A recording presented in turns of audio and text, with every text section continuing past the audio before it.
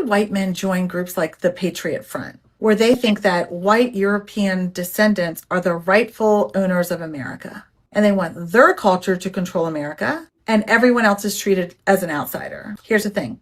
Hate groups are very good at offering certain men 4 things they desperately want: belonging, purpose, certainty, and power. Because these men in general probably felt in life invisible, lonely, unsuccessful, angry, or unsure of their place or purpose in the world. So then this group comes along and says, none of this is your fault. You were born into a superior group. America belongs to you, and all these other people are stealing what is yours. And suddenly you think that you're not just some ordinary guy struggling in life. I mean, you are. But this group tells you otherwise. And now you think that you're just this big warrior that is saving your country. And that's the hook that they get you with. They turn loneliness into brotherhood, their shame into anger, their confusion into certainty, and all of their personal disappointments into somebody else's fault. And then it gives them a hierarchy, because insecure men love a hierarchy. And it's the easy way out. Because if being white and male automatically puts you above women, black people, immigrants, gay people, and everybody else, then you don't have to earn your importance through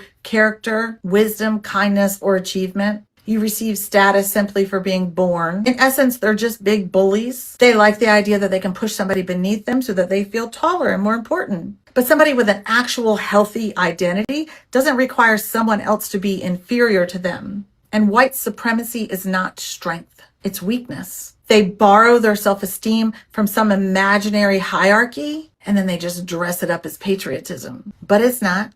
It's just racial entitlement wrapped in an American flag. And it is nobody else's responsibility but white people to call them out and let them know how wrong they are. So I hope to see more white people doing this. Lock in. Yes. Welcome, everybody, to another broadcast. We are in here. Peace and blessings to everybody joining. Do we have an expose for y'all tonight? Of course, we're going to talk about the Nolan Wells case because there's some updates, some real important updates. And we're also going to talk about white supremacy as well as the pending race war. Ladies and gentlemen, I'm going to ask $1 million question that I don't hear nobody online asking. Now, by now, most of us know that a race war is in fact coming. Matter of fact, I want to recant that. We're in a race war. It's already happening. We've already seen crowd-funded race wars. We've seen wrongful deaths. We've seen lynchings in 2026. We see the Patriot Front marching in the name of white supremacy in Washington, D.C. Recently, an ICE agent just killed more innocent people. So, no, we're in a race war. But the $1 million question is, who stands to gain from a race war in America? Who actually stands to gain from it? And what do they stand to gain from a race war? Because this term has been thrown out there quite a few times, but the question hasn't been answered. And we're going to talk about that tonight. We're going to bring out some history. We're going to bring out some facts. Y'all know how we do it. On this side, we always bring in nothing but the truth. So as you enter the broadcast, ladies and gentlemen, make sure you stay nothing short of interactive. Let's get the likes up. With no further ado, let's get to it.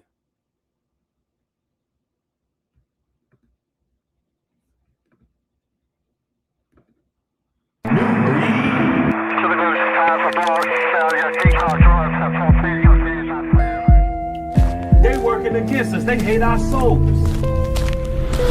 They hate us. They hate our righteous indignation. They hate the exhortation that dwells in us.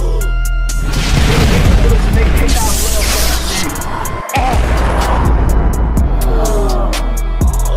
They hate our conviction. They hate the fact that we repentant. They hate the fact that we're truthful, honest, and bold. They hate our courage. Them devils hate us.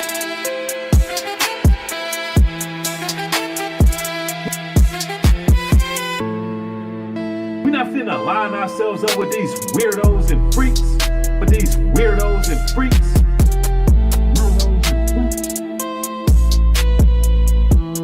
They working against us. They hate our souls. Weirdos and freaks. But these weirdos and freaks, they working against us. They hate our souls. Nubreed.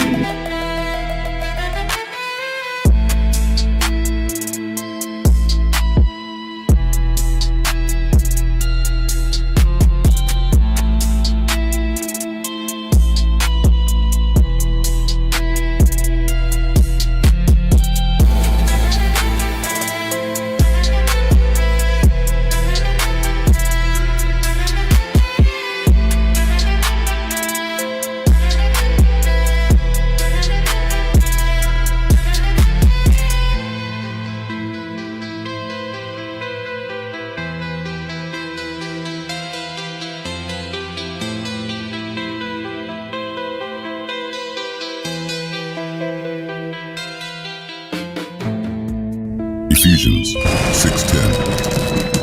Finally, my brethren, be strong in the Lord, and in the power of his might put on the whole armor of God, that ye may be able to stand against the wiles of the devil. For we wrestle not against flesh and blood, but against principalities, against powers, against the rulers of the darkness of this world, against spiritual wickedness in high places. Wherefore take unto you the whole armor of God, that ye may be able to withstand in the evil day, and having done all, to stand. Stand therefore, having your loins girt about with truth, and having on the breastplate of righteousness, and your feet shod with the preparation of the gospel of peace. Above all, taking the shield of faith, wherewith ye shall be able to quench all the fiery darts of the wicked, and take the helmet of salvation, and the sword of the Spirit, which is the word of God, praying always with all prayer and supplication in the Spirit, and watching thereunto with all perseverance and supplication for all saints.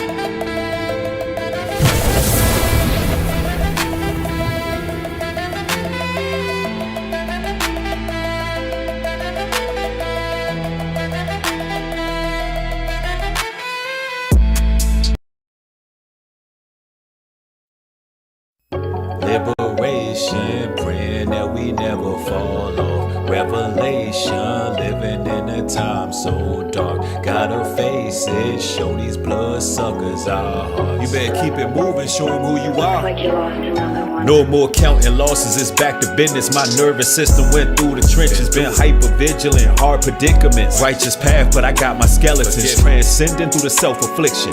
Praise Yah for this intervention. Spirits war, seeing apparitions. Also real, no superstition. The past is burning, we re-emerging. Purification, I'm still yearning. Breaking cycles, generation curses. No hesitation, gotta move with purpose. They shedding skin, but I'm cutting ties. I fell short, but kept the hope alive. I just wanted love, I was so deprived and vilified. Gotta start over with an open mind. Had a premonition, we about to rise. Not a single soul can sabotage. Every 16 is a battle cry. Like a split screen playing GoldenEye. Soldier mode like Obadiah. It's our time, we've been through the fire. Gotta stand up and just testify. Gotta testify, now I'm walking in faith. Shielded by grace. Been through some hell that I barely escaped. When forgiveness is granted, the past is erased. I'm nobody's slave, no more shackles and chains. I stand with my people, I'm humble and brave. The jealous be ducking, no catching these strays. Knocking them down, keep lining them up like leaven, and I just keep rising right up. It's liberation, praying that we never fall. Revelation, living in these times of soul. They don't know who we gotta face it and show these blood suckers our hearts. Liberation, praying that we never fall. Karma is real, I be finding them stuck. I climb out the dust and just rise up above. They leave me no choice, I'm striking with force. Born in a war, not given a choice. Stay in the course, Yah's the source. One door closed, another one open. They hating for real, they lacking emotion. They envious, eating them, see the corrosion. I speak to the world, trying to break the hypnosis. The energy frozen, my kindred is chosen. We wiser than omens, it is what it is. We not searching for closure. Clarity's rare, but we have obtained. Polarity glares through fighting the strain. My mind is arcane, truly ordained. introducing the code. Are you not entertained, imposing control? I'm reading the scriptures, encrypting the soul. I carry the load, exposing the road, breaking the mold. Feel so much power when standing alone. I'm back in my mode, they sizing me up. I don't know why they keep trying they luck. They grinding they teeth but not grinding enough. The power of Yah will fire you up for the kingdom to come. I've been beating the drum, speaking the truth while you seeking the proof. I've been reaching the troops, defying the rules. I did what you didn't and carry the wounds, bearing the fruits. Christ is returning, I'm sharing the news. Surviving the gloom while they singing the blues. Tired of you cowards just swinging through moods, thinking we falling, you truly confused. It's liberation, praying that we never fall. We liberate. Revelation, living in a time tell them so to leave us dark. alone. Gotta face it, show these blood suckers. We show you what time it is. Liberation, praying that we never fall. I don't know what they told you about us. Just cause we keep our head down and mind our business, don't mean you need to cross that line right there. You better find something safe to play with, for you get judged severely. The Most High said, touch not my anointed, and do my prophets no harm. We out here moving wise as a serpent, harmless as a dove. But don't get it twisted. We liberated. And I don't know why y'all sitting there praying on the brother downfall. It might just come to you.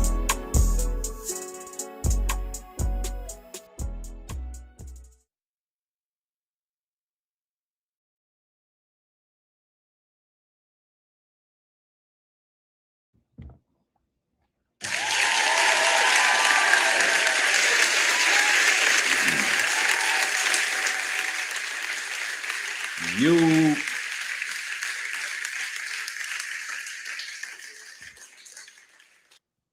welcome back. If y'all like that track right there, it's called Liberation. You can find it on Nubreed, Universal ENT via YouTube, but it's also going to be available on all platforms as early as tomorrow. You know, that's Spotify, Apple Music, and so on and so forth. Hey, listen, they better stop playing like we ain't got no real talent on this side. Like, you know what I'm saying? Like this music thing ain't something I do. Like, you know what I mean? But, you know, all praises to the Most High for giving me some utterance. But we lit over this side. You know what I mean? Yeah, this is what we doing. We liberated. And that's the thing. That track right there is a powerful message, because people be thinking because we be low key, we be keeping our head down, minding our business. It's always the ones who minding their business don't want no trouble, because we'll really do that to you. Like, you know what I'm saying? Like, we don't be in competition with nobody. We don't be trying to get involved in no drama, but we'll really do that to you. Like, you know what I'm saying? It's like they be acting like we not blessed. Like the Most High don't be protecting us. You know what I mean? They be coming with all these bad, you know what I mean, bad energies and all of that. But we be chilling. But if you cross that line, if it's a line drawn and you cross it, you're going to get dealt with appropriately. That's just how it is with our people, man. But peace and blessings to y'all beautiful people, man. Yeah.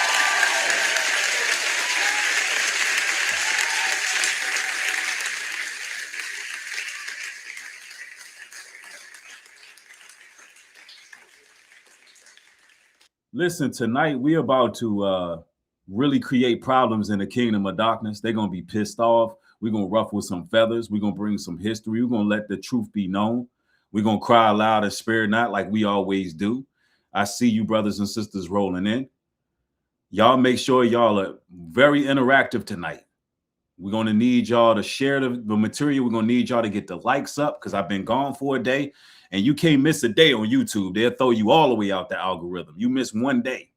So, you know what I'm saying? Y'all help a brother bounce back by gracing me with y'all's good energy. I see Nika Soul in here looking good. Everybody's looking good. Golden C's in the building. Danielle's in the building. Yes. Shawnee Wayne. Yes. Y'all already know we got all the spiritual set apart. Baddies always present. All of the smooth, dapper, debonair brothers be in the house. You know what I mean? I see y'all in here. King Connect in the building. God's Property. Easter Wiley. Tania's in the building. Always holding it down. Yes. And you know, if you hear this sound right here, that means somebody showing support for the real and for the truth. And when you hear that sound, hey, you're making somebody mad.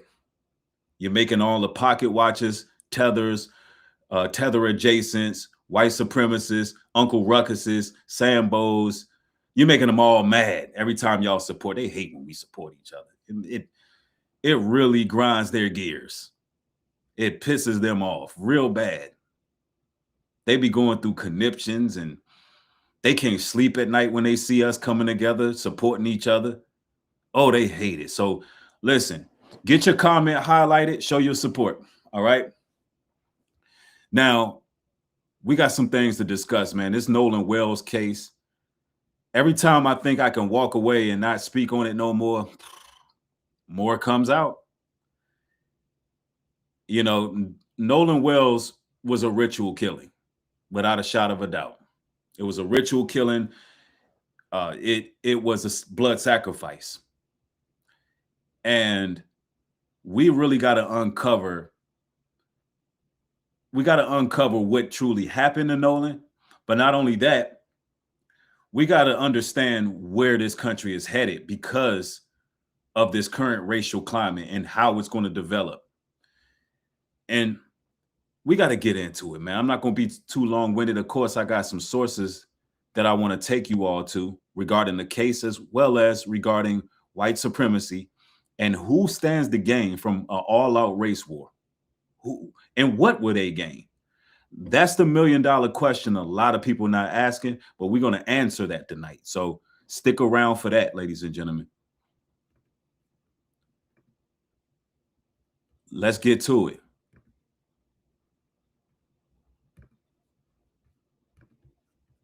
Today, I want to talk about something that I believe that we've been calling the thing, a wrong thing, for a very long time. For decades, we've used the phrase white supremacy. But I want to challenge that language because supremacy suggests someone is actually superior. And when you really look at the behavior throughout history, that is not what we are seeing. What we're seeing looks more like narcissism. And narcissism isn't just a personality flaw. It's a recognized mental disorder characterized by an inflated sense of self-importance, a constant need for dominance, and a lack of empathy for others. Sound familiar? Because when you look at America, a lot of things start to make sense. The need to dominate other races, the rewriting of history, the refusal to acknowledge harm, the belief that one group's comfort matters more than another group's humanity. That is not superiority. That's narcissism. And narcissism always needs a target. Historically, that target has been Black people. Our labor was exploited, our land was taken, our communities were destroyed, our history was erased. And every time we demanded equality, the response looked exactly like what you see in narcissistic behavior. Denial, gaslighting, deflection, blame shifting. Because narcissism cannot tolerate accountability. The real issue was never Black inferiority. The real issue was white fragility. It was a deep insecurity, a fear that equality would expose the real truth. That the people claiming superiority were just mediocre, not great. And systems built on that kind of insecurity always have to prove themselves through domination, through control, through rewriting the rules whenever equality threatens their position. But here's the part that they never expected. Black people, we survived it. We survived slavery and Jim Crow and redlining and mass incarceration and all the other things that they continue to throw our way. And not only that, we created culture, innovation, wealth, art, and influence that shapes the entire world. So the lesson for us is not bitterness. The lesson is strategy. We continue to educate ourselves. We continue to build wealth. We continue to own land and businesses. And we got to continue to teach our history because the greatest form of resistance has always been Black excellence and Black progress. And if history taught us anything, it's this. When we stay informed, when we stay united, and we stay economically empowered, there is no system strong enough to stop our rise. Now drop a Black fist in the comments and share this with someone who needs to hear this Black history gem. Now, that truth right there was very important to establish before we get into tonight's presentation. See, ladies and gentlemen, we have been the have-nots who have overcame obscurity. And we were never supposed to do that. And it just shows how inferior they really are. Because let's make it very clear. It's narcissism. It's all narcissism. Anybody who is siding with white supremacy are narcissists. Anybody who wants to hold another race down to feel better about themselves, it all boils down to narcissism. We've all experienced the narcissist in our everyday lives. And we know what type of spirit they have. They have a superiority complex. They have the need to control.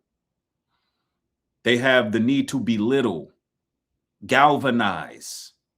And that's exactly what they're doing.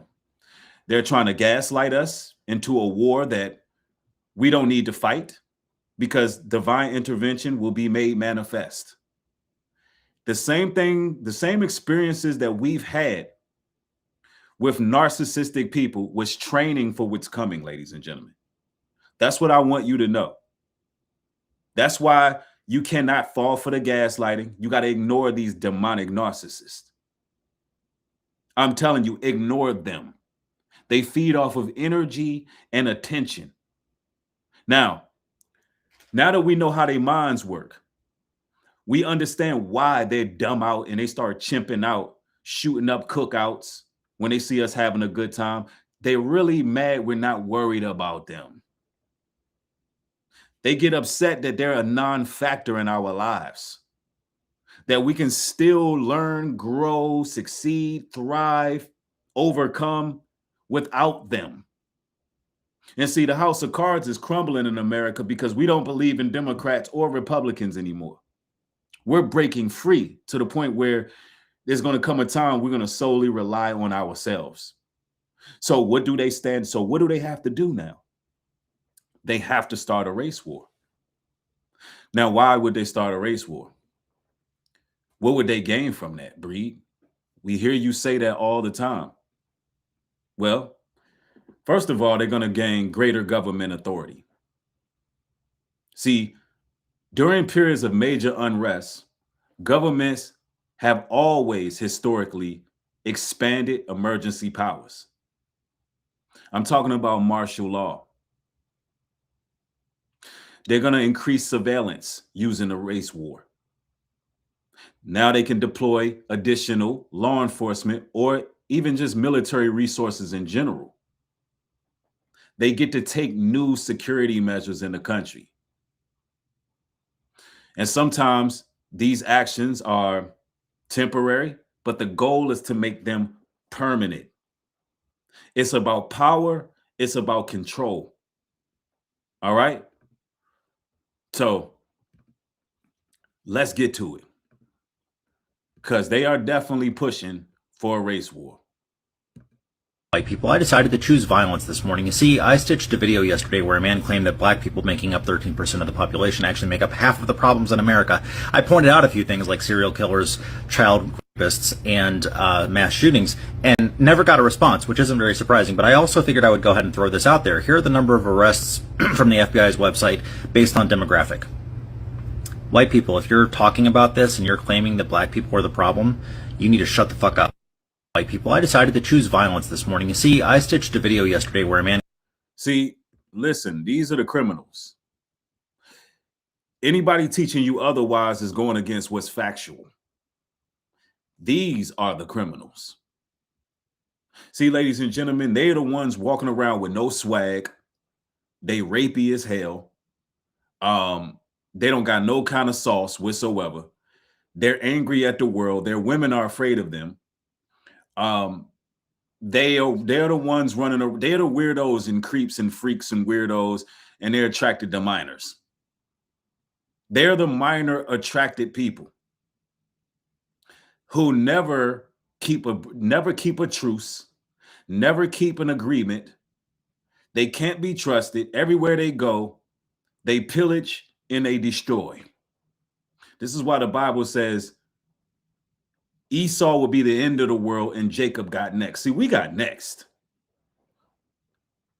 And I can sit up on here boldly and exploit this white degeneracy that's going on in this country the same way they did us, because the Bible says, give Babylon double what she gave us. These hellions have ruined the world. That's the truth. And now they're about to face judgment. And their obsession with us is uncanny. And the Tethers and Sambo super soldiers, they share the same disdain and hateful us. Why? Because we are God's people. This is a battle against good and evil, y'all. It's against good and evil. I'm going to say this to all of the white people as a white person. We are the problem with this country.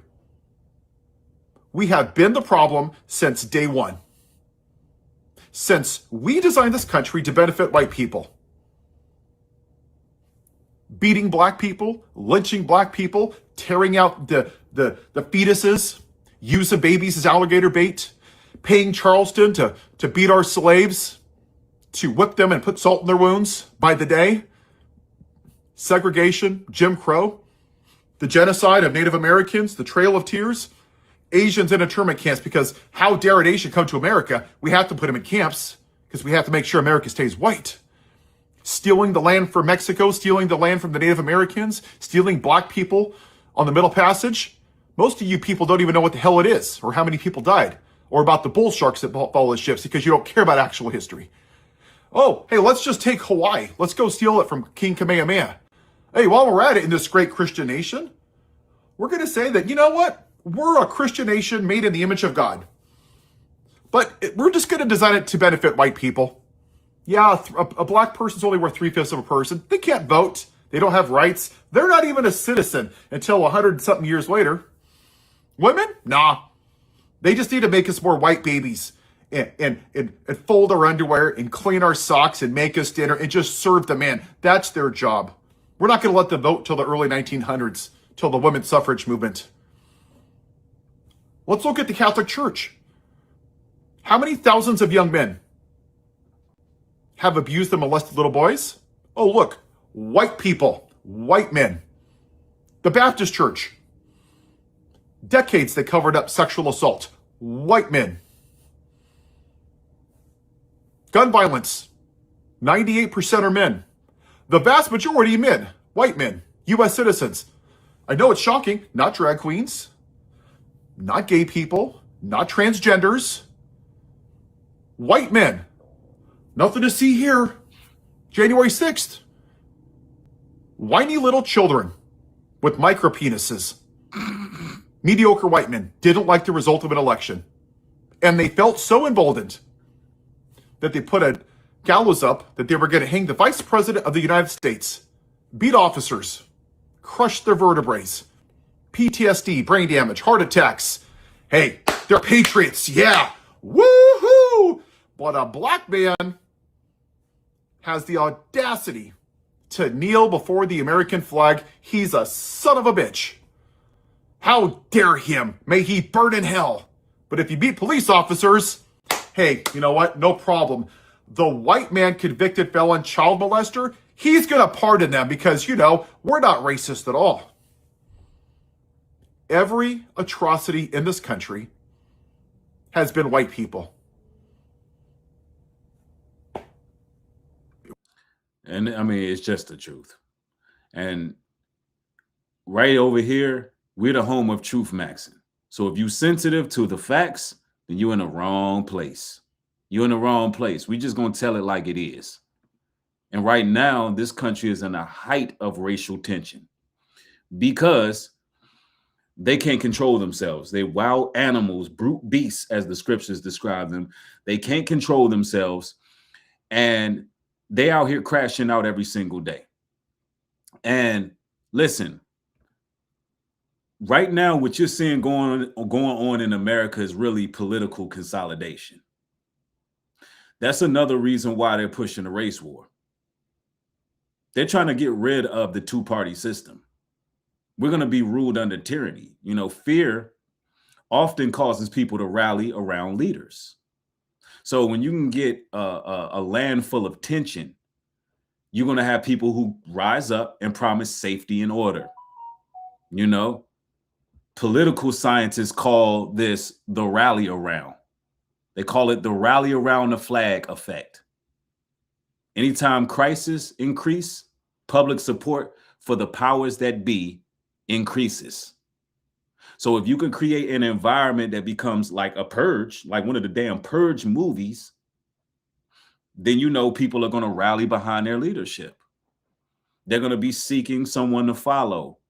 They can implement the one world government through divide and conquer. So when we talk about a race war, people be like, well, why would they start a race war? Well, we're talking about that this evening. We're talking about that this evening. And also, if you look at what's going on with the Nolan Wells situation, even though we're going to address it, we're going to talk about what's happening. However, a lot of the times there's a reduced focus on other issues. The public tends to hone in on this topic, but if the public is consumed by conflict over race, attention may start shifting from issues like inflation, debt, corruption, government spending, healthcare, housing, education, things that we should really be paying attention to. Somebody said the screen was glitching. Yeah, they tried to bump some people out, so y'all make sure y'all get the likes up. Make sure y'all get the likes up. Have the friends taken polygraphs? Well, from my understanding, watch this Sambo super soldier get the lion. And this, in case y'all wondering, Nancy Grace is speaking. You know, she's been grilling people. She's been ice grilling people. Some of you all may notice, but recently some tapes came out, some audio tapes to the dispatch, emergency dispatch. And everybody in the world can clearly hear these kids yelling, Nolan, Nolan. Is he dead? I mean, you can hear it clear as day. The audio has been authenticated, not only by a professional audio engineer with industry stripes and an education in the field, but also, you know, you got prominent people like Nancy Grace, who is bringing it to the forefront as well. And Nancy Grace, of course, was a felony prosecutor back in the day. So, you know, of course, the tape is real.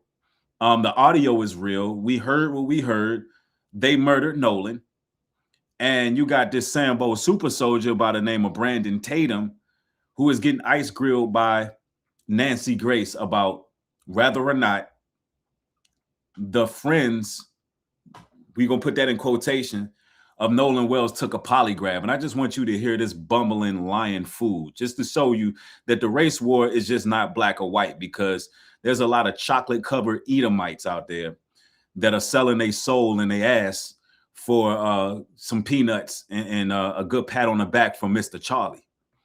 All right, but let's go.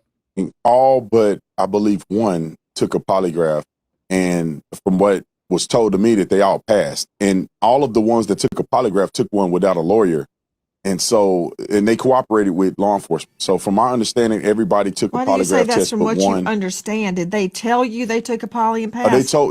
Yes, ma'am. They told me that they did it. I wasn't there. So that's why I'm saying from my understanding. They told me that all the boys except one, which is Warren, I believe, took a polygraph test. All of them did not have lawyers and did it and cooperated with police.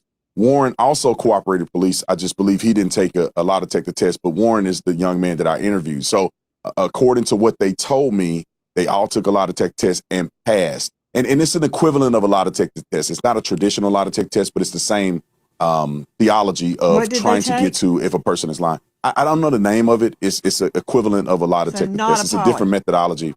I don't believe it was a polygraph test. I believe they took other stressors in order to analyze if the people were telling the truth or not. Did they take a polygraph would be no. Well, yeah, I think it could be semantics, because they took a test to analyze whether or not they were being truthful in their statements, and that certified test, they passed it. It just wasn't considered a traditional hold on. polygraph. I think it's a more advanced way of doing it. Brandon Tatum. Hold on.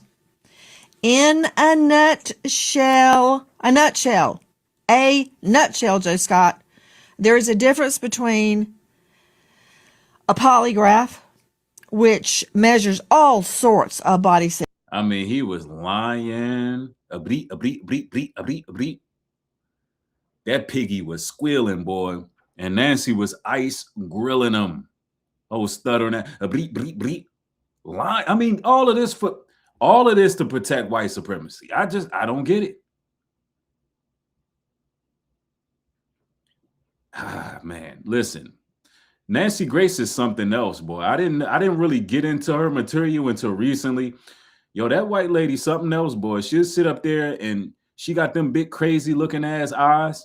She'll look at that screen. She'll ask you something and she'll pause before she responds too. And she is no nonsense, bro. That's one of them southern raised up tough on a farm, had to till soil type of white ladies. I'm telling you. She get them big crazy looking eyes like, now hold on now. She one of them Judge Judy type of white ladies. But anyway,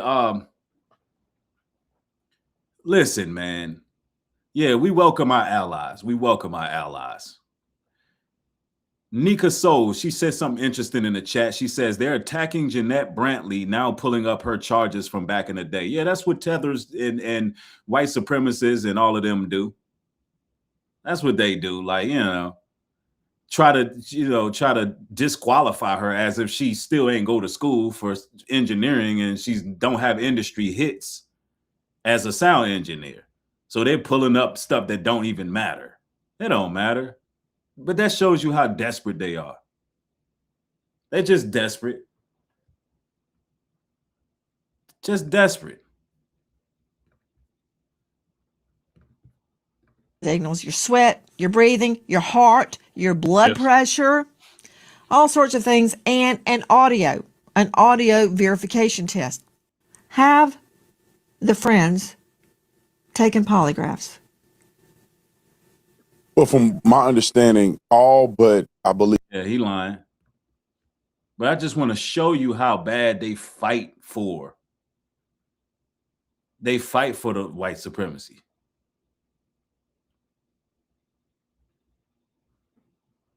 And now, they're trying to act like Nolan Wells is some drug addict. They're trying everything. They're not pulling no stops. Sam here with a Nolan Xavier Wells update. So now all of a sudden, people are saying that Nolan was doing the boog shug, if you know what I'm saying, which is so crazy to me because they're not saying anybody else was doing it. They're just claiming it was just him. And again, they haven't released the toxicology report. So where would you be getting any of this information except for these eyewitnesses who coincidentally come up after this audio is released, after people are hearing alleged nefarious things? Also, I heard today that the guy whose name rhymes with fart lawyered up. Why? Again, all of this is guilty, alleged behavior for when your best friend passes. If it was accidental, they would have said that on day one. We would not still be talking about this. We would have been able to put Nolan to rest and it would have been a terrible tragedy.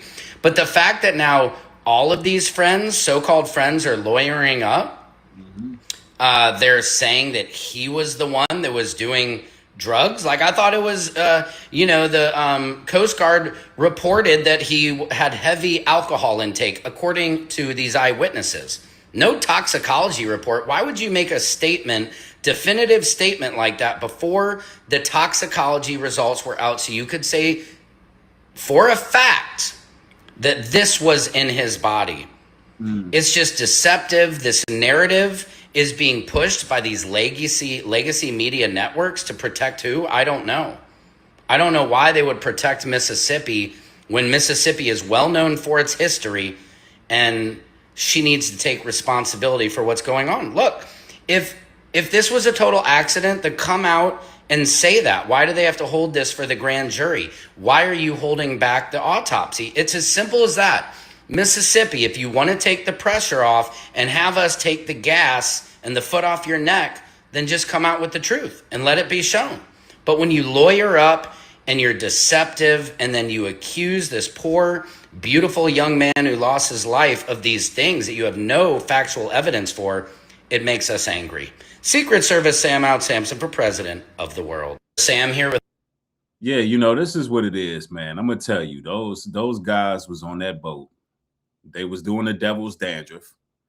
And I highly doubt that Nolan did anything. That's why we haven't got no toxicology report. Because better believe, Mississippi would have been quick. They would have got that over in a heartbeat. Listen, the toxicology would have came back before the body to DC if Nolan had some dope in his system. No, those animals, they were on gear and all type of amphetamines and medicines. And this Bart dude, they saying, and I'm gonna say allegedly with all of this, they're saying that Bart was 21 years old. He's the one who got them the alcohol. This is what they're saying. I don't know if it's true or not, so we're gonna say allegedly.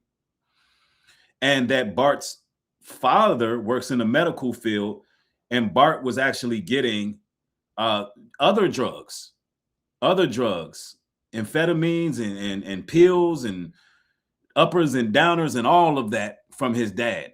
At least that's what the word on the streets is. So these animals was high and they wowed out, and their racism, it came out. You listen, this is what's being stated right now, and I believe it. And you know, you got people saying Bart was perhaps the one who unalived Nolan. That I don't know. I honestly don't want to get into the vein of pointing to one of them. I don't want to do that. I don't want to let them off the hook like that. They're all a part of the cover-up. They all claim that they left that island and Nolan was on the island. But we heard Nolan on that boat. We heard them saying, Nolan, is he dead? So guess what? They all need to go down, including the parents of some of these kids, as well as the first medical examiner and the police chief of Mississippi. They all need to go down. So I don't want to pigeonhole Bart. They all part of it. Right?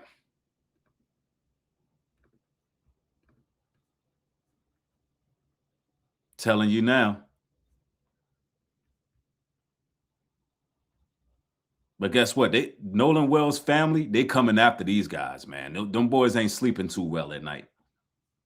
Finally, Nolan's family has officially decided to go after his so-called friends, and yes, they have it in writing. On the day of his funeral, Nolan's parents had a legal notice sent to each of his friends, literally putting them on notice that a civil suit will be happening, stating, "You are hereby placed on notice that litigation concerning the death of Nolan Wells is reasonably anticipated." In other words, hold on to your asses because we're coming for them. As they should. The letter itself has 3 sections. The first section is representation, which talks about the case and why they're pursuing litigation. The second section is duty to preserve evidence, meaning no more deleting text messages, no more going into people's phones and getting rid of all their Snapchat history, and no more hiding your faces online by getting rid of your account. And that's not just for his friends. That also extends to his friends' family members, anybody his friends are close with, everybody involved, and their mama. Literally. And the third and final section is the spoliation notice, which explains that it would be considered spoliation if anyone were caught to be deleting any more messages. This could result in sanctions, adverse reactions, and a negative response from the jury. Basically, if you get caught lying, we're gonna make sure you get caught up. And then at the end of the letter, they included all the things they're not allowed to delete, tamper with, or destroy. We're talking social media, text messages, iMessages, WhatsApp, photos, videos, screenshots, even medical results and findings. That's not relevant to this case at all. They covered everything on this list, from physical evidence to anything that could be in the ether, literally. Which is to say, like I said before, they're coming for that ass. Whether Mississippi actually pursues justice or not, they are still coming for them personally, as they should. At minimum, this is a wrongful death suit, at minimum, because extreme negligence and lack of care is all over this. So they can try and silence Nolan's family, the people online, everyone who really sees through this all they want. It's not going anywhere, and that's official. What we need to do is keep staying on their neck and don't shut up about this case, since all of them want to shut up about what happened. Justice for Nolan Xavier Wells. Yep, we applying the pressure. We're applying the pressure. And I'm gonna tell you right now, America's in a wild state. It's in a wild state. And I want everybody to get the likes up. Let's get the likes up on the stream, ladies and gentlemen. Let's get the likes matching the views. Do me that solid. And let's get this thing going, all right? See, right now in America, there's a divided population. And when people are divided, they're unable to organize. People not really having common interests as much as we should as a nation, which stifles the ability to actually go against the powers that be. That's another reason why they like the racial tension. But I'm going to tell you, everything that's happening is for the greater good of those who love the Most High, because something very unique is happening. Something very interesting is taking place where our Caucasian, our Gentile counterparts who are allies, you know what I mean? We're coming together in a unified front. See, it's not just, listen, we welcome our allies. We welcome our brothers and sisters from the other nations that can see what's going on. And so what it's doing is it's applying pressure in a way where it's actually hurting white supremacy. It's hurting white supremacy. See, the Most High got his hands in all of this. And hopefully, you know, we can address some of the broader issues, you know, the fact that we're coming together. That's my light blinking. I don't know why it's doing that.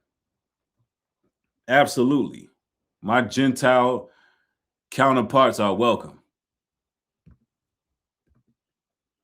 Because I could tell you now, this thing is about to hit the fan. Now, here's the BART theory that's floating around online, and we're going to evaluate that. Y'all, they saying everybody about to snitch on Bart. They got Bart address, they got Bart father name, they got where Bart father work at. People are looking on Zillow. I seen how he's the 21-year-old, so he was the one that was going to be held responsible for the alcohol and all of that. And listen, his father is in the medical field, and they're saying allegedly that they were getting the substances, certain substances, from the father. Oh,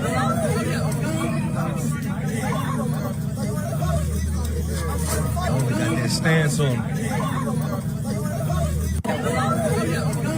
And Dr. Bart Edmiston, pain management physician, who used to be a football player at the University of Florida. Why would you cancel the Coast Guard if you are sinking? Wouldn't you think the grandfather, who's the owner of that boat, and those are his grandkids, would want to just make sure those kids were safe?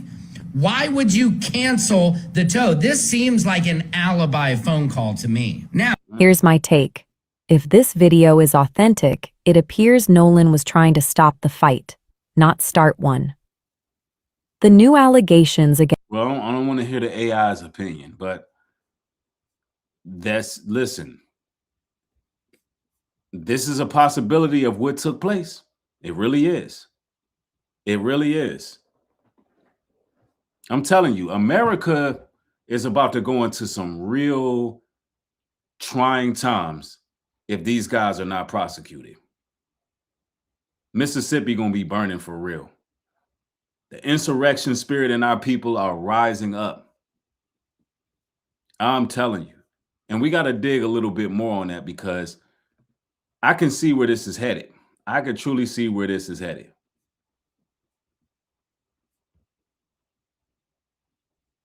Now, Ben Crump, he also, let's go to Nancy, then we're going to go to Ben.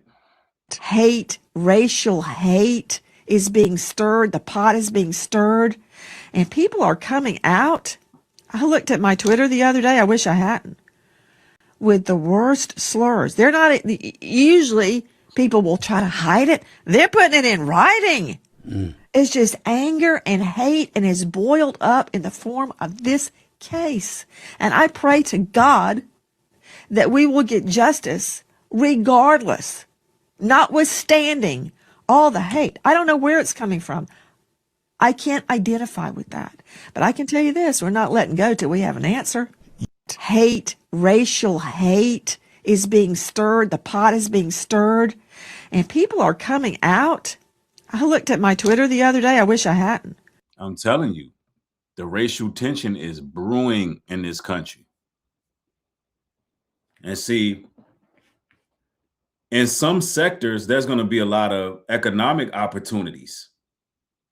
See, we wonder why they want a race war. Why they got all these bots, these bigoted bots that they be placing on channels, and why are they doing that? Why are they fueling racial tension? Because that's what they're doing. There'll be a lot of bots, a lot of agent provocateurs, a lot of rage baiters and all that. Why? It's about money. Major unrest can increase demand for security services. It can help with rebuilding efforts, insurance claims, cybersecurity, and other industries as well. You know what I mean? Now, that don't mean those industries cause the unrest, but they're going to benefit financially from instability. It's order out of chaos. Somebody's always getting paid. War is big money. Even if it's war within the country, it's big money.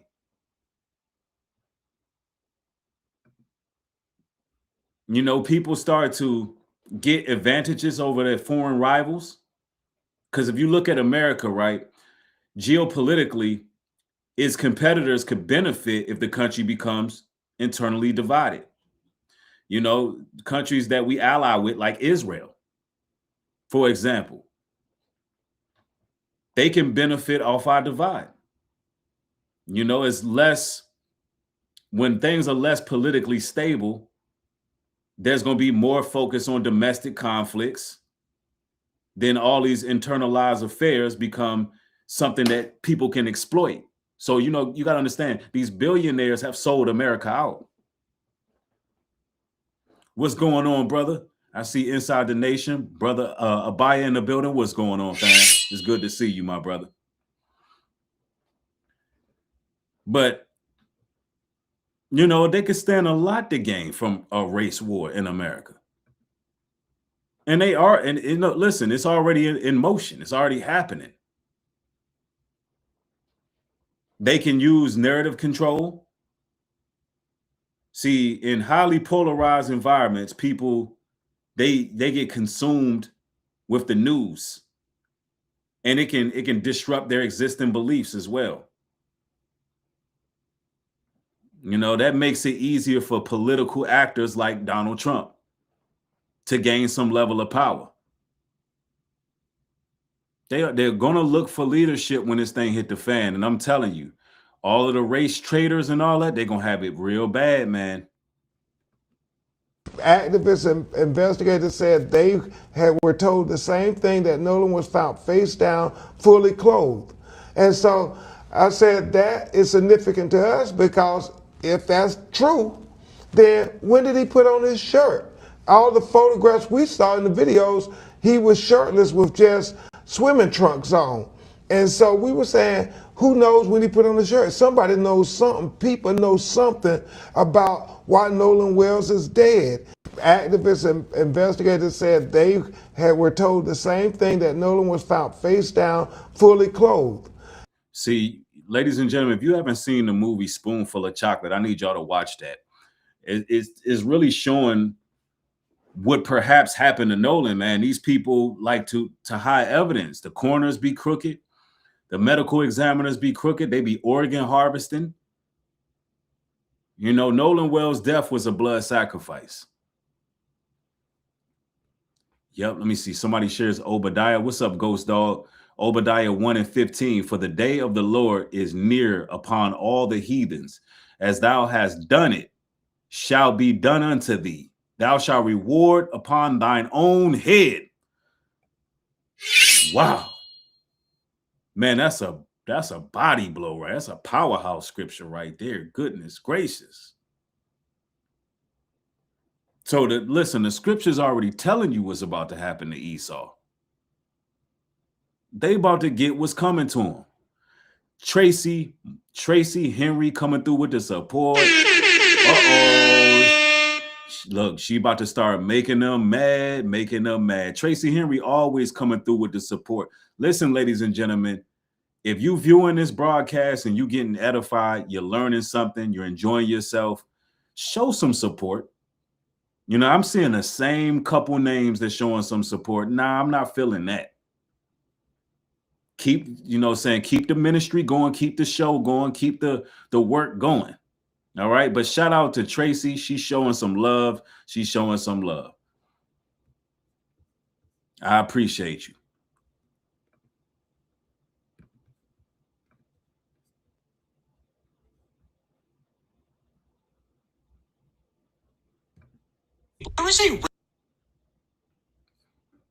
Hold on. Breaking news tonight in the Nolan Wells investigation. Enhanced distress call audio bombshell. This is obtained from the Mississippi Department of Marine Resources. It's not something we just found on TikTok. Listen.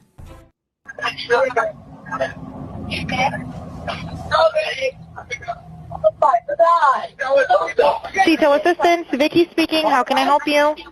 Hey, we're at the west tip of Horn, and our bilge pump stopped working. We're sinking. Can y'all please come? We have a membership. All right, of course. How far is the work coming up, sir? Can you give me a description? Ankles? Hello? Hey. Yes. How far is the water coming up, sir? It's coming up. We're just sinking. I don't know. Like we're going down. Straight out to investigative reporter Crime Stories, Dave Mack. Did you just hear what I heard? Now, this has been transcribed, and this is the C-TOW dispatch call. Because, Dave, when I first heard this, I thought, has this been doctored? Is this real? Where's this coming from, Dave? Nancy, this is coming from from Mississippi, from the actual official. Okay, when we get into the Mississippi Fish and Wildlife and at the reserve putting this out for the public, this is not like from Dave Mack's recording. This is an official recording, Nancy, that is being issued. Guys, this was released from the MDMR, the Mississippi Department. So listen, that audio is real. It's been authenticated. They covered it up. They killed Nolan. And they covered it up. Straight up. Jatavia, I think I'm pronouncing your name right. Hopefully I am. Jatavia, thank you for the support. I appreciate you. The love is appreciated. But I mean, look, everybody heard it. Nolan, is he dead? Is he dead? So listen, we've been right the entire time. All of the people who've been insulting our intelligence, gaslighting the Black community, everybody who've been just lying on the Black community, everybody who've been defending those savage animal beasts that murdered Nolan. Listen, they should be eating crow right now. But listen, they don't have no shame. So they're not eating crow. Because they don't have shame at all. No guilt, no shame, no conscience, no soul. But we've been right. Our discernment been on point. We knew what time it was, and we stayed on code. We've been on code. We've been consistent. We've been discerning these spirits and these people. Speaking of these people, right? Peep this. Y'all, the dude that created the term Trump derangement syndrome, TDS, got caught with kitty porn and soliciting a minor. Trump supporters love to deflect and say, you got TDS. Well, Trump supporters, y'all might want to stop saying that because the dude that created that term is a fucking pedophile. Hey, Google, what happened to the dude that created the term TDS and tried to pass it as a bill? Former Minnesota State Senator Justin Eichhorn was arrested for soliciting a minor. Hours before that arrest, he and other Republicans introduced a bill to classify Trump derangement syndrome as a mental illness. He later pleaded guilty. This dude is a Republican who was caught with kitty porn and trying to solicit a minor. But the pedophile protector party is yet again trying to protect another pedophile. Instead of making this pedophile serve the 10 years he's supposed to serve, they gave this piece of shit a plea deal for 10 to 15 months. This dude got caught with kitty porn and trying to solicit a minor, and they giving him a slap on the wrist. He should be getting 50 years for the kitty porn and 50 years for trying to solicit a minor. What the fuck is wrong with people? If this was Obama, they would have tried to give him 3 life sentences. Y'all, the dude that created the term. It sucks to be a Trump supporter right about now. If you support MAGA, listen, let me just put this out here. The lines in the sand are drawn.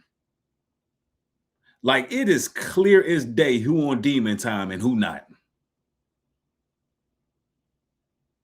It's clear as day who weirdos and freaks and PDFs and who not. It's clear as day who's on Satan's side and who's on the Most High side. The lines in the sand are drawn. Here it is, the dude who made Trump derangement syndrome the term and tried to pass it as a law, and Trump was just running around saying it. He gets caught up and they give him a slap on the wrist. And just look at him, weird looking. He's a little filthy, weird. He looked like somebody drew him as the poster child for pederasty. He looked like Doug Funny. He looked like Doug Funny who all grown up and did PCP and meth half his damn life. Yeah, somebody said in the chat, look at this cave-dwelling organism right here. This filthy animal right here. He looked like a turtle fresh out the shell. He like a turtle out the shell, bro. Ugh.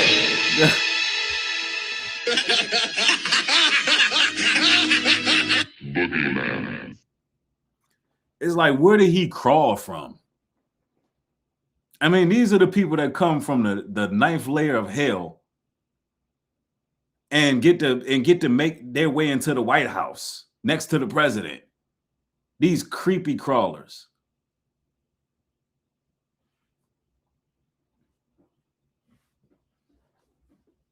I mean, come on, bro. Y'all know how we do it. Sometimes we got to get the cooking. Look at him, bro. He looked like Toad from Mario Kart. Just look at him. Boogeyman. They're demonic predators. Demonic predators. Yeah. I'm telling you, my X-Files one ain't working right now.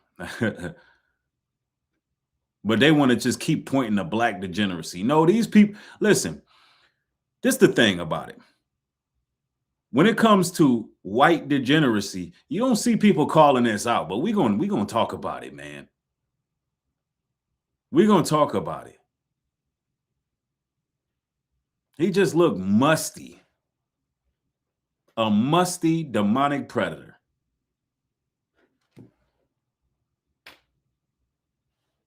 I'm telling you, bro. The racism is real in this country, man. There is a racist man currently sabotaging powerlifting. Now, during the IPF Open World Championships, this man, Ernest, was a spotter for the 2024 world champion, Sonita, who is going for the world record squat, which would have been the heaviest squat ever done by a woman. But as she squatted down, Ernest had his knee perfectly placed so that the weight would end up hitting him, therefore making Sonita not be able to fully get depth on the squat and made the lift actually disqualified. And yes, you might say, well, it was just an accident, but wait for this, because it gets pretty crazy. This guy has repeatedly said over and over that he is a racist publicly. Here he stated, sorry for you morons, I'm a racist and I did it on purpose because I hate you pieces of a you-know-what. Thank you very much for covering that. Ernest, what a bitch move. You know how fucking stupid you have to be racist nowadays?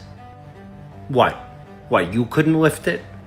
You felt inferior? You had to jump in. You got her, man. Now imagine this. A black woman was about to lift the world's heaviest squat from a woman, and it was sabotaged by a white supremacist. Sabotaged by a white supremacist. Now I'm telling you, it's an inferiority complex they have. We can't say it's white supremacy no more. I'm gonna have to actually retire that phrase. I'm gonna have to start calling it what it is. It's white narcissism. I'm gonna have to take that from Shorty. It's white narcissism. Yo, shout out to Jaleesa with the support. Jaleesa, she says, peace and blessings from Mississippi Gulf Coast. Keep shining the light on the darkness. Absolutely. Thank you for the support. I appreciate you. Without y'all's support for the broadcast, it won't be no Nubreed Global Truth because I wouldn't be able to do this work. But thank you. It's highly appreciated.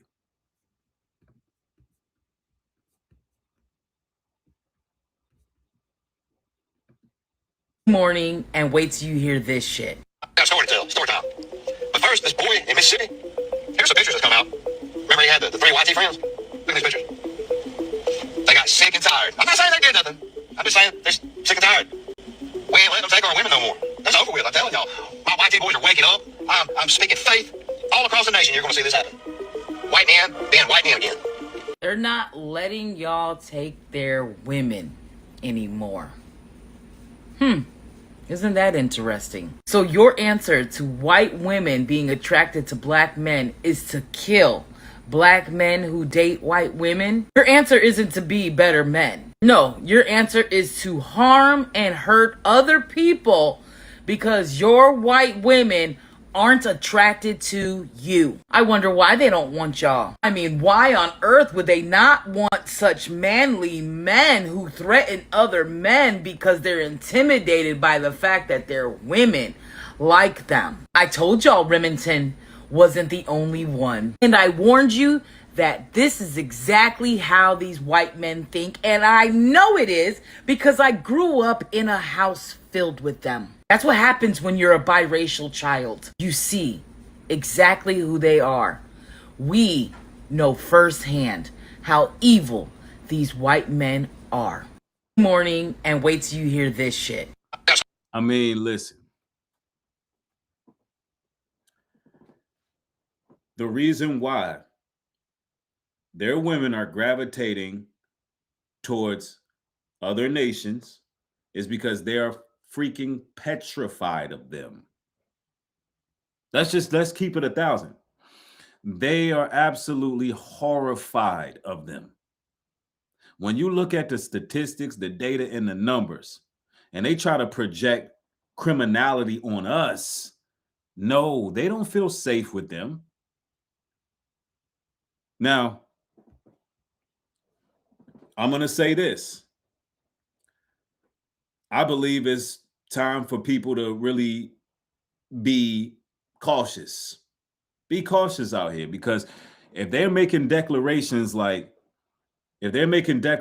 such as, we're not going to keep letting them take our women, they're going to get violent.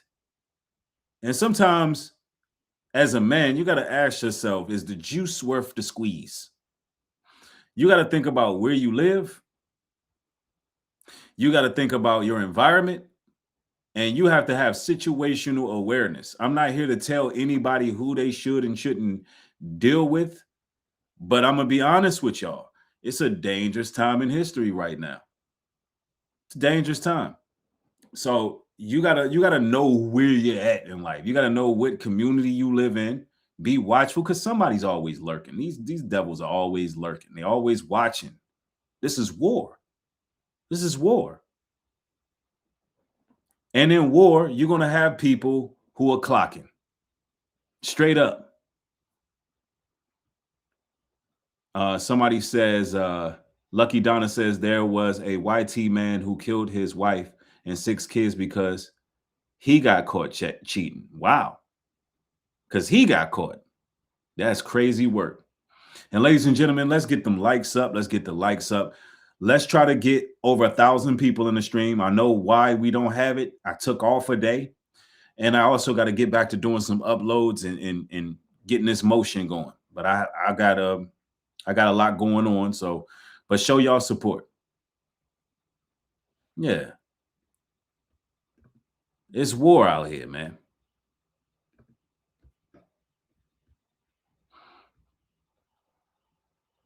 And this is an interesting take right here. Listen, y'all.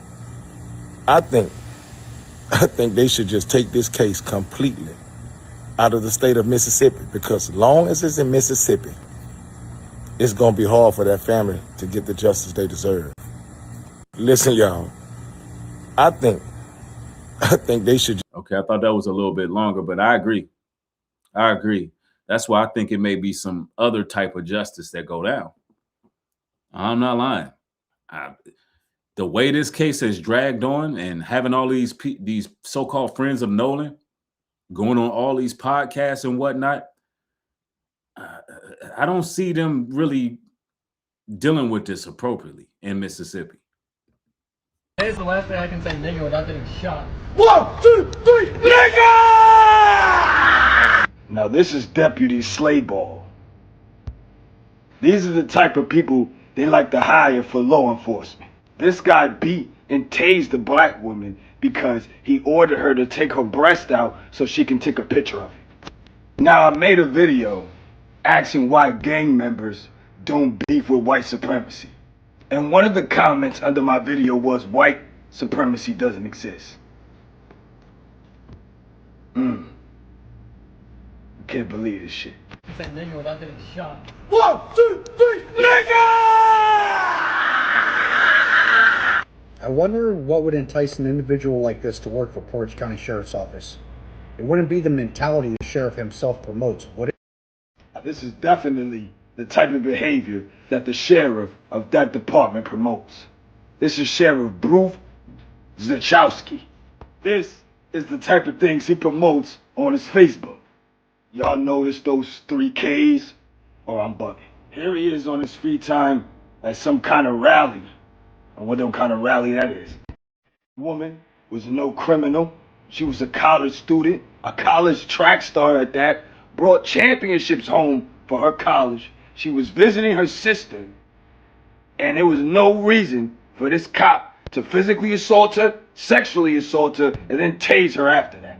This is fucking bullshit. That's why I say that these are savage animals. Disgusting people. And they all in law enforcement. They all are a part of ICE. They're not even human, bro. They're not even human. And see, this is why, you know, first of all, I'm going to say this. I wish Nolan Wells had his knife, like Carmelo. I wish Nolan Wells had his knife.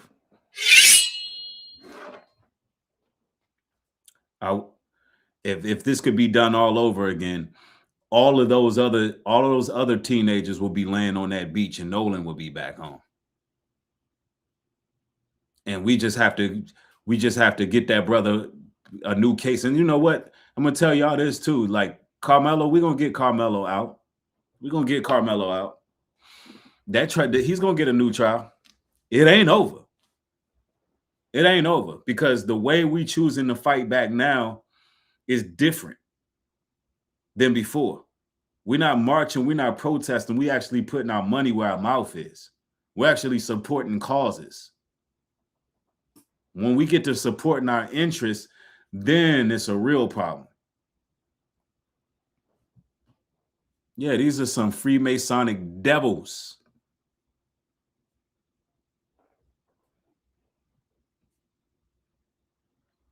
James 3:16 says, for where envy and strife is, there is a confusion in every evil work.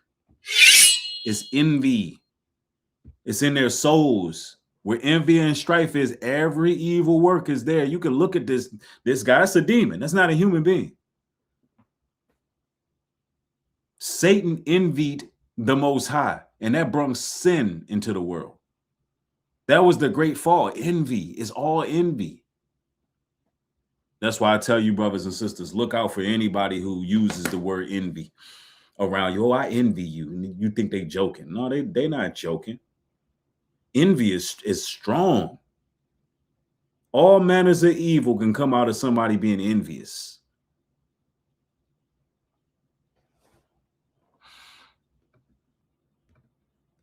Telling you.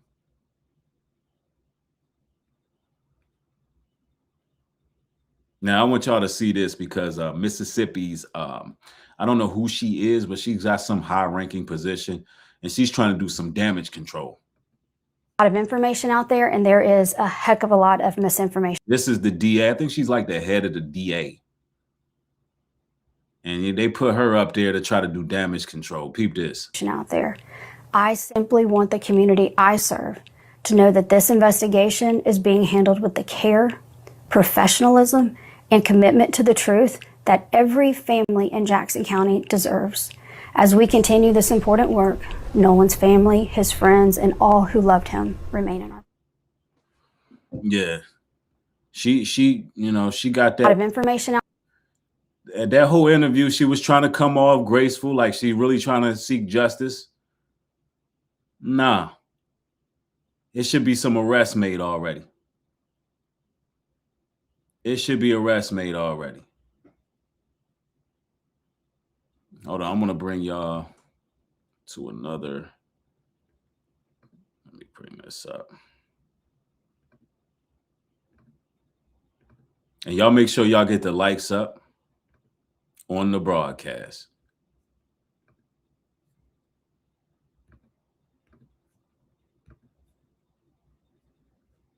Everything's easier for white people. Yeah.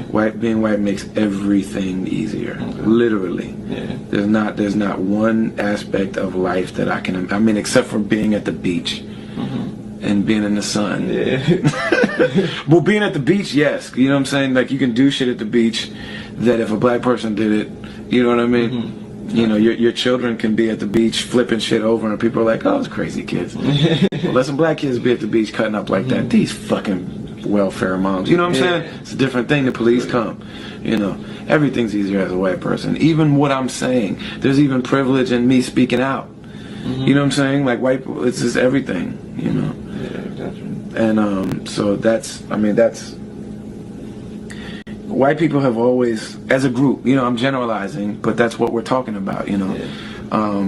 So it's not true of everybody, obviously. No statement that you make about any group is ever going to be true of. Everything's easier for white people. Yeah. See, that's the thing, you know. They didn't have to march to overcome. We shall overcome.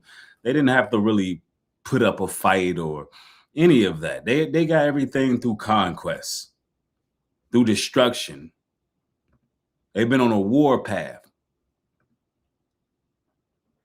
So, you know, so the fight there, the fight that the YT man actually is having is an internal fight. He's fighting against his own inferiority. And that's manifesting in the land we living in. But you got these tethers, raccoons, Sambo, super soldiers.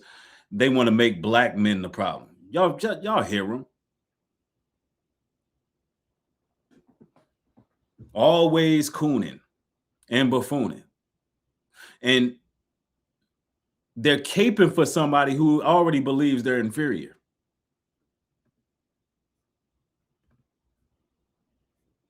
That's the irony of it. Peep this. Peep this. Interesting stuff. Hold on. That's shout out to Cap Tazariak. I see him on there. Let me see. Oh, that's what I'm looking for. You studied your history, and you did not take over this country by singing "We Shall Overcome." You did not gain control of the world like you have it now by dealing fairly with a man and keeping your word. You're treaty breakers, you're liars, you're thieves, you rape entire continents and races of people. Then you wonder why these very people don't have any confidence or trust in you. Your religion means nothing. Your law is a farce, and we see it every day. You demonstrated it in Alabama. And I can say you because you're part of the whole system. You profit from it. In fact, you make your living from it. You couldn't walk around and talk to people, stand up in your pulpit on Sunday and preach nice little songs and say, now we're going to give thanks to the Lord for he is good and old Jesus be among us. As far as we're concerned, your Jesus is contaminated, just like everything else you tried to force upon us is contaminated. You studied your history, and you did not... You can almost feel the tension in the room that day. That brother told him the truth. Unedited, raw, uncut. Look, your religion don't mean a damn thing. Jesus Christ is black. All y'all do is lie and destroy everything. You don't even have a reason to put up a fight because you don't have any opposition but yourself. It's just the truth. And I feel like we need these reminders. We need these reminders because you got so many voices out there, so many tethers and coons and sellouts, and they just be glazing the white man. Oh, pearly white Jesus. Y'all should just hear him over there. Them young white boys, they didn't do nothing to Nolan and fell off that boat. Why would the white man be out here trying to kill Nolan? They too busy running the country. Those are our future bankers. Those are our future lawyers and doctors. You niggas on YouTube always trying to start a race war. Yeah, they talking like we're the ones trying to start a war. No, we don't want no war. But listen, if you cross that line right there, we're gonna put you down. If you cross that line, you're gonna awaken the Rodney Hinton spirit in our people. And you got the Uncle Ruckus is too busy. Them niggas over there forming a militia. They can't stand to hear us educated. They're out here doing podcasts. They can read, write, do arithmetic. Mr. White Man, please come and lock them up. Lock these niggas up before they get out of control. They want us locked up. They want us broke or locked up. That's the common denominator. Dear Mr. White Man, these niggas are losing their mind. Send more troops. Please, Mr. Trump, send us some more troops. These niggas out here cracking the codes. They some shifty little buggers.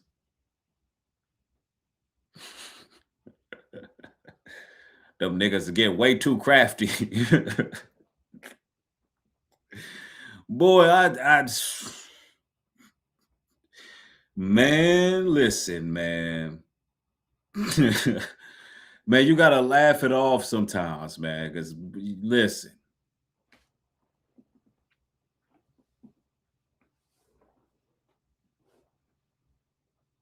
Yep. Hey, Master, I think they crossed the gun line, boss. Boot-licking tethers, raccoon sellouts, Uncle Ruckuses.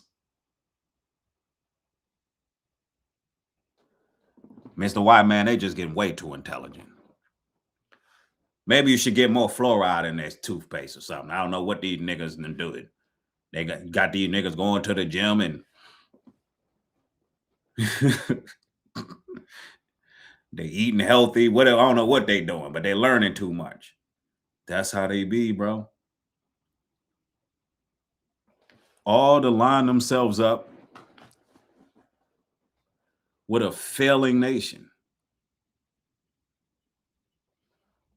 Yeah, that's how they over there hollering. Send more, dear Mr. President, tell me what to do. These niggas acting up in the hood, send more troops.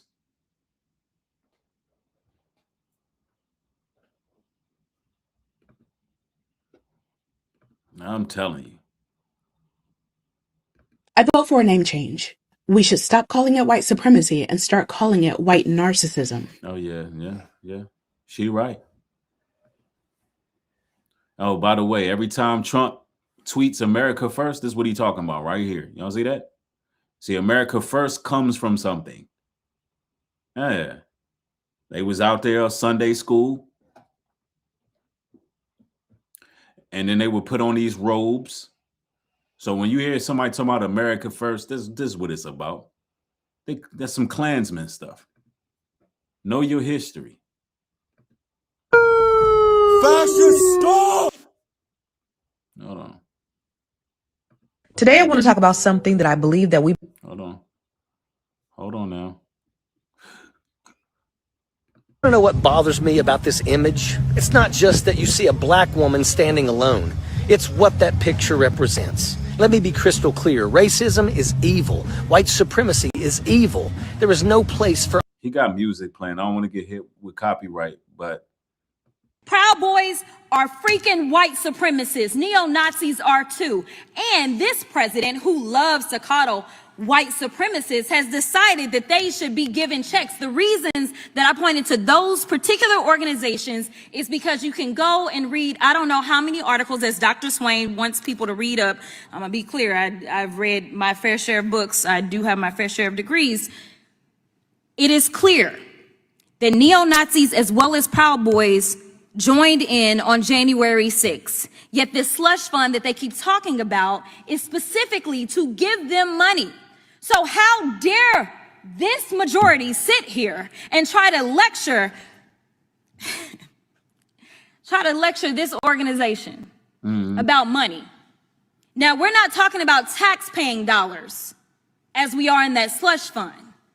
But you're telling me that $2 billion in the same country that I'm sure some of y'all would struggle with whether or not the enslavement of black people was good or bad. I'm not even gonna go there and ask y'all the question because y'all struggle with defining that these people were white supremacists. But this country still hasn't thought that reparations made sense for black folk in this country. But at the same time, they've decided that people that are in organizations that are absolutely white supremacy organizations should get our tax dollars because they decided to tear apart or attempt to tear apart our democracy. They are being rewarded. These are people that went through our criminal justice system. When people on that side of the aisle claim that they love law and order, they went through it. They either entered pleas of guilty or they were found guilty. And this president, on day one, his priority was not around racism. It was around doing things like letting them go and now putting money in their pockets.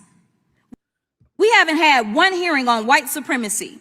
Yet when we look at things like the killing of Ahmaud Arbery, George Floyd, Breonna Taylor, the 9 worshipers who were murdered at the Mother Emanuel AME Church, the 23 people murdered in 2019 during a shooting at Walmart in El Paso, the 10 people murdered during the 2022 shooting at a grocery store in Buffalo, New York. All of these were murdered by white supremacists who are empowered by the Republican Party's racist rhetoric and policies. This is the same party that wants to drag us back to the Jim Crow era. Some say that there aren't poll taxes, and I guess it's because they're not listing the amount of money. But when you tell somebody that they've got to go and pay for something, say, like a passport that costs over $100 in order to be able to vote, that looks like a poll tax to me. Some of y'all need to read up on your history books, the very same ones that the Republicans have decided that people should not hear about because you don't want real history taught in our schools because you're afraid that it's going to hurt people's feelings to know that their ancestors were so savage that they would enslave black folk. You don't want them to understand why the 14th Amendment mattered then and it matters today. You don't want them to understand that when they draw these racist lines and tell black folk that they shouldn't have representation in this country, that it is against the Constitution. You want them to be ignorant so that they can sit up here and be your token for your mission. Expired. Proud Boys are... Man, she cooking. And I don't know. I think me and Jasmine will make a good, I think we'll make a good couple. But anyway, this is the history they don't want us to know. Like, that's the thing. And I'm far from political. I still have my I still have my critiques on the Democratic side. I understand, I understand what Jasmine Crockett, what she's about. However, you got one side that likes to pander, and then you got the other side that likes to hide our history. And I'm not accusing Jasmine of pandering because I believe she's passionate about what she's talking about. And the reality of the situation is we need voices like her. We need voices like hers because they don't want us to be educated and knowing what's going on. For real. I'm telling you. Somebody said slide in her DMs. Oh, man, I don't think she got time for that. I ain't got time for it. I ain't got time for that right now. I ain't got time. We ain't got time. But one day we might make some time. One day we might make some time. I don't know. I know, hey, Jasmine, if you watching, we got to make some time. I remember one show, she called somebody a weirdo and a freak. I'm like, she watching. She might be watching the podcast. But anyway, let me see. Let's see. But she cooking though. If you don't know who Donald. Oh no, we ain't gonna do that. We ain't gonna do that. You know, one of the biggest psychological tricks colonization ever played? This whole white savior image. Because here's the truth. The savior role wasn't created to help indigenous or African people. It was created to help white people escape their own guilt. Hear me out. If you position yourself as the savior, you don't have to face the fact that you're the one causing the harm. This is why colonization needed a white Jesus. Not to just convert people, but to convince Europeans themselves that they were chosen, righteous, ordained by God to save the world. This is how you justify genocide. This is how you justify land theft. This is how you justify slavery, extraction, and domination. You rebrand yourself as the hero. And the wild thing, that psychology still exists today. The same systems, the same families, the same corporations that created most of the world's suffering now show up with the money and power acting like they have the real solutions. When in reality, the world is burning because of the systems that they have built.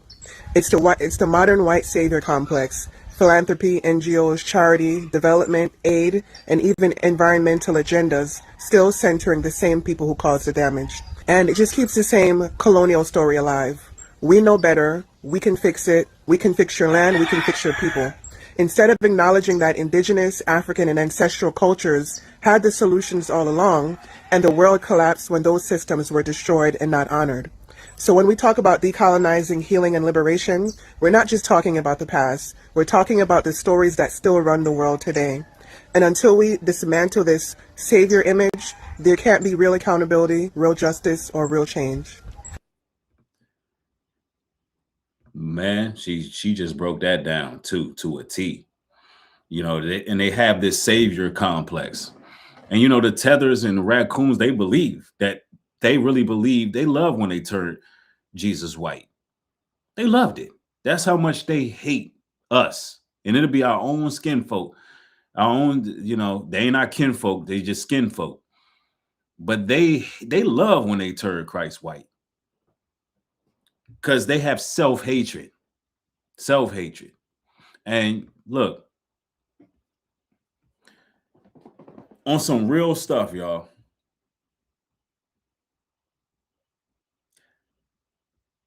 If America descends into a full-blown race war,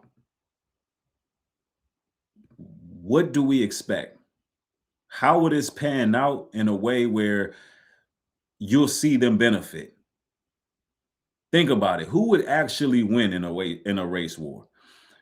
Now, neither side is going to win when it comes to black or white. Some people say the white man will annihilate you, and y'all don't want no race war, because this is what the tethers and the raccoons and the Uncle Rucker. Y'all don't want no war with the white man. The white man has guns. The white man has military. They don't even know history, first of all. They don't know history. They don't know nothing about guerrilla warfare.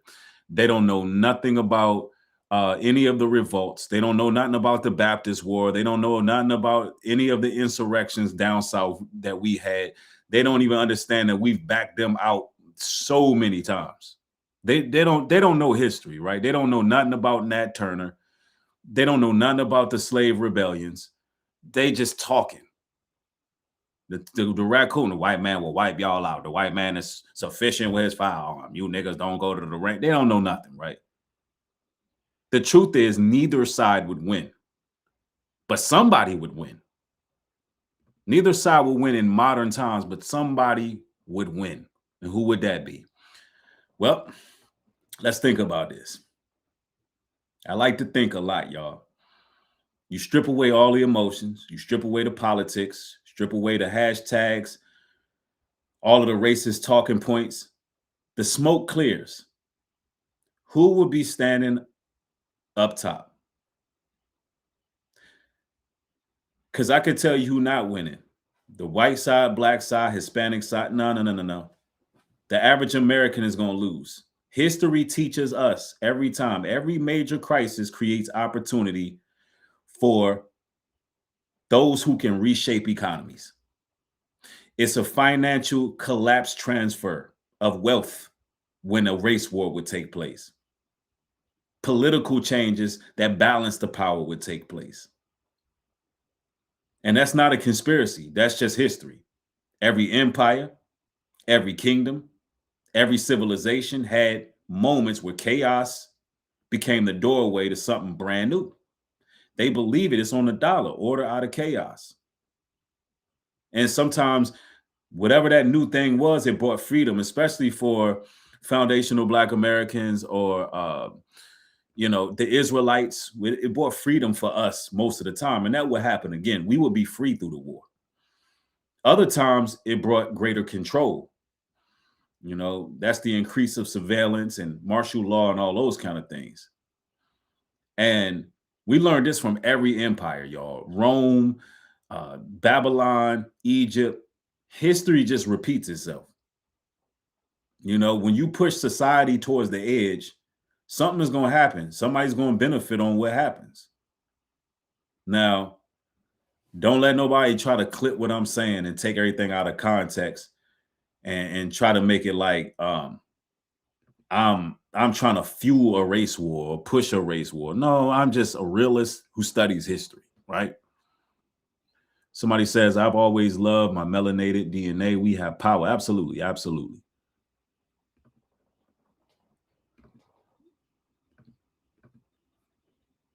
And I want y'all to just imagine for a moment, all my critical thinkers out there. America erupts into widespread racial violence. Neighborhoods burnt, communities turn against one another. What would happen to every other issue that dominates the country? Would people still be talking about inflation? Would they be debating about national debt, housing costs, corruption, artificial intelligence, government expanding, the cost of living? Or would every camera, every headline, every social media feed become consumed with one conflict? Now think about that.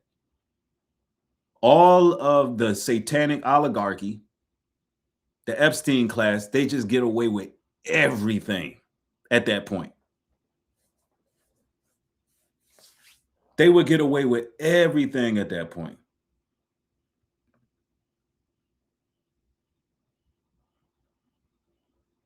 I mean, think about it.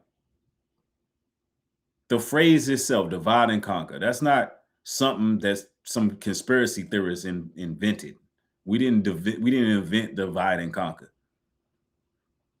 That right there is a principle that it has existed for centuries now. You get powerful empires that understand the playbook. Now, United States population is difficult to control, but a divided population, it will exhaust itself. And we got so many internal battles right now. And I'm not saying that every conflict that we see in this country is orchestrated. I'm not saying that. I don't believe that, but I damn sure believe they take advantage of every conflict. Like I don't fully believe the Nolan Wells was a media orchestration, but I believe that it got big and they had to get involved. I personally believe that nationwide on 4th of July, that's how they always practice 4th of July, that holiday, that hell day. I believe they always lynched us and did blood sacrifices and ritual killings in the woods. We just didn't really know about it. We just didn't know about it. They've been doing this stuff, hiding the evidence, hiding body. Listen, Black people go missing all the time. What do you think they do on their holidays, on Halloween and all these days? They kidnap people and they murder them. That's just who they are. But the media will use it to spin the nation out of control. You know, it's simply it really reminds us that division has always been the oldest tool in their political toolbox. When you think about it, I mean, you got left, right wing. It's always been about division. You know? You don't have to convince everyone to agree with each other. It's more simple to convince everybody to hate each other. Because the YT man is simple-minded.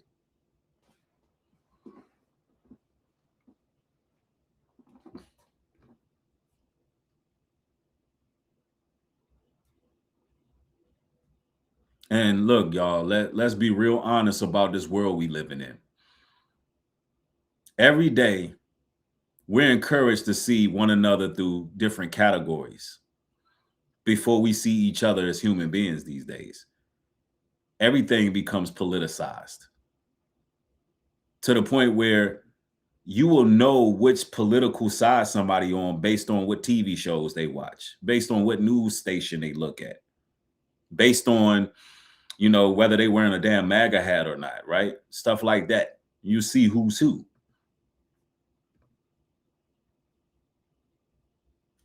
That's why it's getting to that point where it's going to pop off. It's going to pop off. We can see them stirring the pot and stoking the flames every day online on social media. Conservatives versus liberals, white versus black, rich versus poor, urban versus rural, Christian versus non-Christian. You know, every issue becomes an opportunity to choose sides in America. It's like nowadays our identity is described through conflict.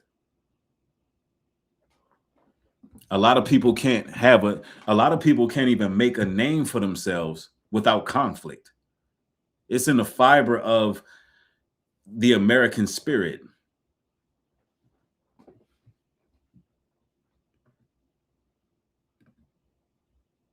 And they wonder if it's going to be a race war. We're already in a damn race war. Anybody with common sense can see that. Everybody is being labeled. People not really being judged off character no more. And the labels keep changing. The patterns stay the same. Then you got social media. Outrage is becoming currency. Anger is going to spread faster than wisdom. Fear is going to get more clicks than facts. You know, the damn algorithm, the algorithm don't ask if I push this, is it good for society? Hell no. Social media can be the damn devil.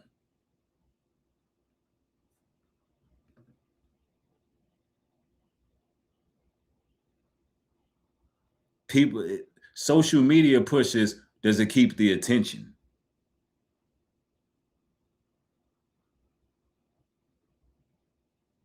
And you know, the results are the same. People going to become more suspicious, more isolated, more convinced that everyone outside their tribe is the enemy, when that ain't the case. We got allies. We got allies, black, white, We all been in the same room, chilling, vibing out. My top moderator, Caucasian from Canada. I speak to so many people of other nations who love my material. They love the material. Why? Because we're not being brainwashed to fall for the race war. And because we're not being brainwashed, we're the ones who are going to survive because we're not getting tossed to and fro. We're aware of what's going on, but we're not allowing the media to push us to and fro. We know who we are. We got knowledge of self. And our scriptures actually command us that if the Gentiles want to sojourn with us, we're supposed to receive them. See, we're not bigoted and racist and trying to, be a repellent to people who are good people.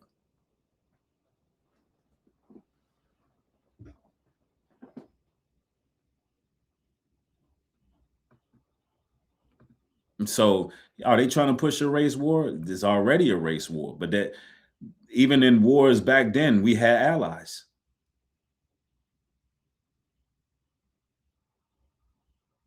Christ said, if a kingdom be divided against itself, that kingdom cannot stand. Christ wasn't just speaking about governments. He was revealing a key principle. And it's woven into the fabric of human civilization. Families divided struggle to survive. Churches divided, they're going to lose their witness. Communities divided, they're going to be vulnerable. Nations divided, they're going to be weak from the inside. Satan ain't never needed everybody to agree with him. He only needs people to keep fighting each other. Long enough to forget who the enemy is. That's what Satan is about. If I can just keep them distracted, fighting long enough to forget who their real enemy is, then, I won. Somebody said that's why FBA is toxic. What do you mean that's why FBA is toxic? Listen, a lot of people say things about FBA are uninformed. Just uninformed. Like people say that it's divisive. No. First and foremost, FBA is a lineage. It's not a movement, it's a lineage. Secondly,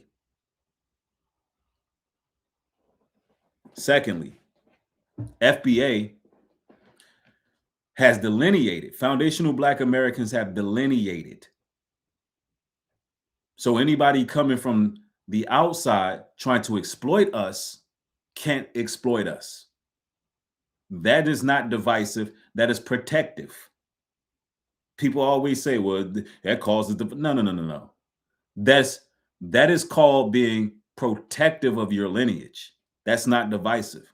Not allowing anyone or everyone to come over here and get tangibles based on our plight, while at the same time undermining our efforts, but benefiting for the work we did because we built America. Anytime we put our foot down and say, hey, we're not going to just keep having you people exploit us, then people want to say we're being divisive. That's not being divisive. That's protecting. That's a real image reclamation.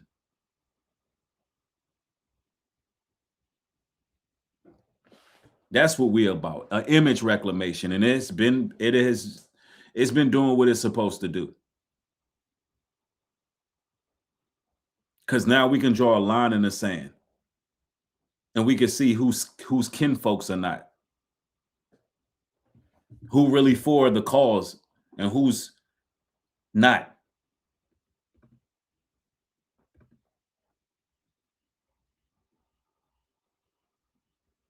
The Apostle Paul reminded us, for we wrestle not against flesh and blood, but against principalities, against powers, against the rulers of darkness of this world.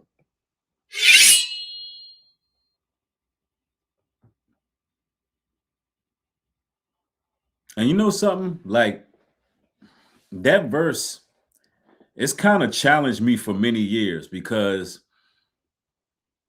it reminds us that while people certainly make choices and bear responsibility for their choices, believers such as ourselves, we're called to look beyond the surface, right?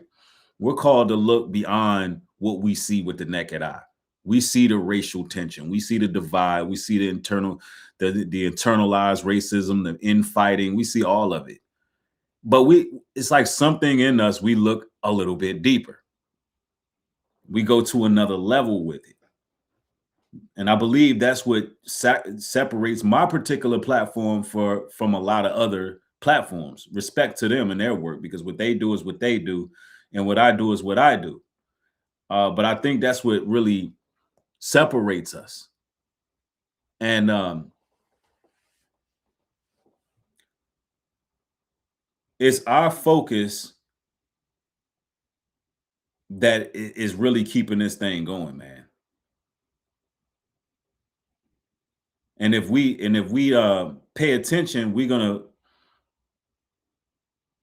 if we pay attention, we're gonna avoid a lot of what the world about to go through.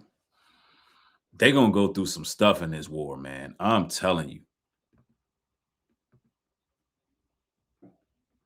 All right, man. Y'all know we be over here cooking, man.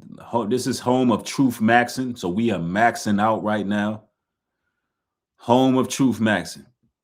Tell me how you define white identity and what you think is being erased about white identity. White supremacists don't know what whiteness is. Certain types of Anglo-derived culture. Like what? The sort of Scotch-Irish sub-elements of that culture. You could have Italians, you could have Irish. Dude names Irish and Italian culture. Are you talking about these Irish who, during the height of phrenology and race science, compared to the Negro? Are you talking about these Italians who were discriminated against, seen as invaders and aliens and not white? Hot dogs, German. Hamburgers, German. So much of what white people consider white American culture comes from European people the founding fathers didn't even consider white. And in Europe, the Spaniards, Italians, French, Russians, and Swedes are generally of what we call a swarthy complexion, as are the Germans also, the Saxons only accepted, who with the English make the principal body of white people on the face of the earth. All of the European cultures that you are trying to graft into whiteness weren't even considered white. It's kind of terrifying because we're fighting an enemy that doesn't know what it's fighting for. Exactly. And that's why they're fighting, because we know our lineage and they don't. They can't even explain what their lineage is. When they're put on a spot, they don't know. And it's our sense of awareness that brings a lot of jealousy out of these folks. You know? I'm telling y'all. We got to look at what's going on, man. We can't be intellectually lazy. We can't be intellectually lazy, people. Like, we got to think about what they're actually doing. I mean, now on the surface level, yeah, you know, we paying attention to the back and forth and these white supremacists that's on this lower level. But we taking things a step further. And we, in this video, in this stream right here, we answered a lot of unanswered questions. Like, what do they, who's going to win the race war? What is it about? Who stands to gain from it? I think we really, we maxed out on this. We maxed out like we always do. And I will be back to making uploads, man. I've been taking care of a lot of business, man. I'll be super busy during the day. But I got to get back to giving y'all that spiritual voltage y'all signed up for. I know y'all missed those midday motivational talks. Let me see. But you know how we do. Listen, I want to thank each and every one of y'all for joining. It's been an honor and a blessing building with y'all. Yeah, they kept playing around with us with the numbers tonight, but it's all good. You know, we we still did what we did, and hopefully this was edifying to y'all. Till next time, ladies and gentlemen, everybody be safe out there. More material coming. Y'all be blessed. Support the work at nubreedglobaltruth.com as well as hebrewcare.com. Also feel free to support me via Cash App, Nubreed Global Truth. One word. One love to y'all. Y'all stay safe.